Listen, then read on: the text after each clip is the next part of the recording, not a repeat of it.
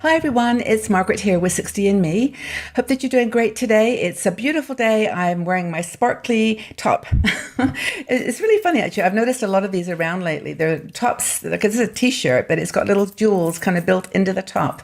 And that's so sweet. It's really lovely. And I just feel sparkly today. Hope you do too. But anyway, here we are. It's really, to me, such a gift to be able to talk to you every day. And I thank you from the bottom of my heart for being here, for taking the time out of your day. I mean, you've got stuff going on and you've got a life to live. And it's just nice to know that 60 and Me is a part of your life. And I'm happy that you're telling your friends, because we're getting new people joining us all the time. And it's just, it's wonderful to know you're here for each other.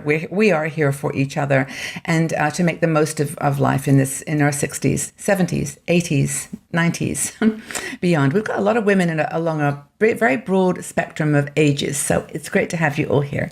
I'm having my cup of tea this morning. I'm using my beautiful Gustav Klimt mug. Isn't that sweet? I love this. It's The Kiss, very famous painting. Anyway, I'm drinking that with, where's my ginseng matcha tea, green tea. So whatever you're drinking, sit back, relax, smoothie, coffee, juice, whatever, because I want to talk to you about something that starts with a question. And that is, are you happy? Okay, are you happy? And now that question is like immediately, yes, no, maybe, sort of, depends. It's a trick question, because we go through our lives just kind of questioning what is happiness anyway, and we're in this sort of almost eternal search for this thing called happiness. So what is happiness? I mean, you can go out into the sunshine and breathe in the fresh air and you're happy. It's a great day. The nature has brought you alive. It's made you feel great. Your grandchild can say hello, Baba, and come running to you and give you a hug, and you are filled with happiness. You are just completely overwhelmed. I'm just going to sort of adjust my camera a bit here. There we go. It was a little bit too low. So anyway, that's, whatever. There's numbers of ways that you can connect a feeling of happiness with a reality, with an outside reality. So the article that I wanted to refer to today is by Noel Nelson. Now, Noel writes a lot of really great articles where she puts a lot of links in her articles, so that if you want to check any of this out, you can look in the article. She talks about people, too, who have kind of, to her, inspired her along a particular topic. And this topic of happiness is one that, I think that she's really done a good job with. I mean, obviously, happiness has direct results to our well-being. I mean, happiness helps with our heart, health, with blood pressure, with anxiety, with depression. If you're feeling happy and good, you're productive, you're confident, you get stuff done. So it's a very positive thing. And, but again, you keep looking for outside of you. You keep thinking it's conditional on something that happens, like the smile, the nature, the money, the gift, whatever. But really, and I think that she does a very good job of talking about this, it's really about from inside of you, how you feel. And I think that's, she's talked to lots of people as part of her work through 60s through 90s and beyond, and has found that there are some trends or some things that people who are truly happy share. Now, the first thing that she talks about, we mentioned it before too, but it's really important, and that's having a sense of purpose. Knowing why you're here and what your reason for being here is. When you've got children or grandchildren, when you're a little younger, then, you have a direct correlation between what's making you happy. When you have a goal to get a job or a specific career path or some kind of achievement, then that thing is going to make you happy, or at least that's the idea of it. But keeping grounded in the present is really the key to happiness, because it's loving what you have and wanting what you have, rather than constantly putting happiness out there conditional on something else. So I think she raises this point. It's a very good one, that many of us are locked in the past. We're locked in our past, and we just don't, kind of accept and embrace that our purpose now is different, and that we have to modify our expectations.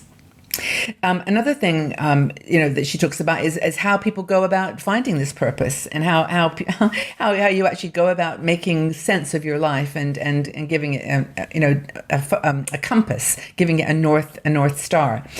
Some people, for example, give it a task. Like, I'm going to write a novel, or I'm going to write my memoirs. I'm going to achieve that goal.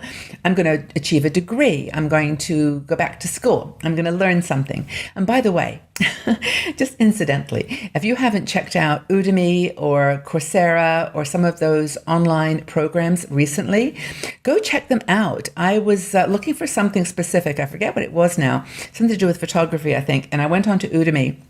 It's Udemy, Udemy. And there are so many courses now on just about every subject under the sun. It took me 10 minutes just to scroll down all the options that I had. And they are usually around about $12, $15, but they're super, super good if you're trying to learn something. And then, of course, YouTube, there's anything you say, how do you anything, you'll find something on YouTube. So it's a really great way to do that. Of course, volunteering is always an option. We've talked about that before. And there's some really great organizations. Check the article out for some links on where you can go to volunteer. And it's not just volunteering, at things like the stereotypical volunteering, but you can volunteer doing things that you know how to do. So it can be very specific to your skill set and to what makes you happy, what you love to do. It could be something like running a marathon or, doing something that is not such a big thing. I mean, this is the thing about happiness. It's some people think if I just had $1 million, I'd be super happy. Well, you might be able to get more stuff, or you might be able to fulfill some of that bucket list things. And by the way, I would love $1 million. Wouldn't that be great? I mean, you could do so much stuff, but it's not really anything to do with with the external reality of money. What is that quote, though, about some people that say money can't buy you happiness aren't shopping in the right places, which is true in a way, I guess. But I mean, money, it does enable you. It does allow you to try new things. But I think the secret here with happiness is to do something that you love, that you really have wanted to do, set a goal and go for it.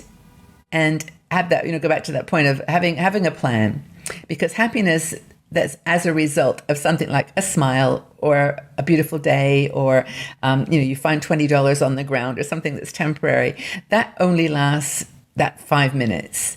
What you want to do is to find something that is truly from your heart, giving you a reason to get up in the morning and go out and do it. And I think that that's the beautiful thing about Noel's comments, is that it's not just a physical benefit from the happiness, it's emotional, it's psychological, it's spiritual. It just encompasses everything.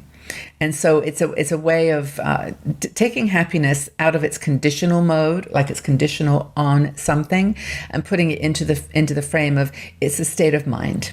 It's being grounded in the present, accepting what you have, loving what you have, and just somehow keeping the boundaries of what you have expected from your life to be realistic.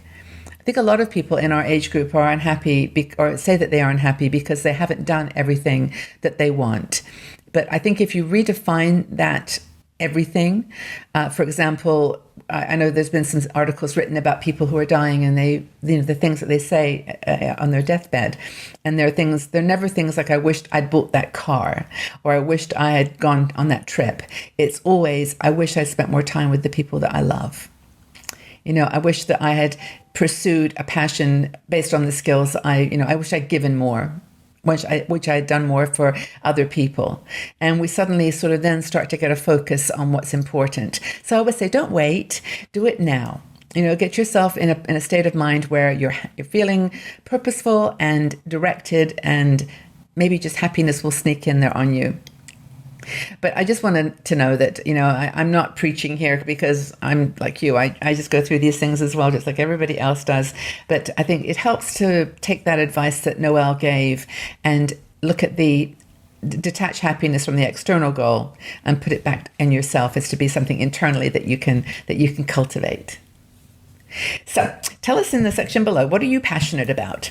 And how does it affect you physically, emotionally? Tell us what you're passionate about and what makes you happy, short-term or long-term. And we'll read the comments below during the conversation. And let's just have a great day. Be happy out there, either whether it's momentary or longer term. But let's just do something great for yourself today. Do something that makes you feel good, makes you feel important, and makes you feel happy. Take care, everybody. I hope that you have a really wonderful, wonderful day, and we'll talk again soon. Bye for now.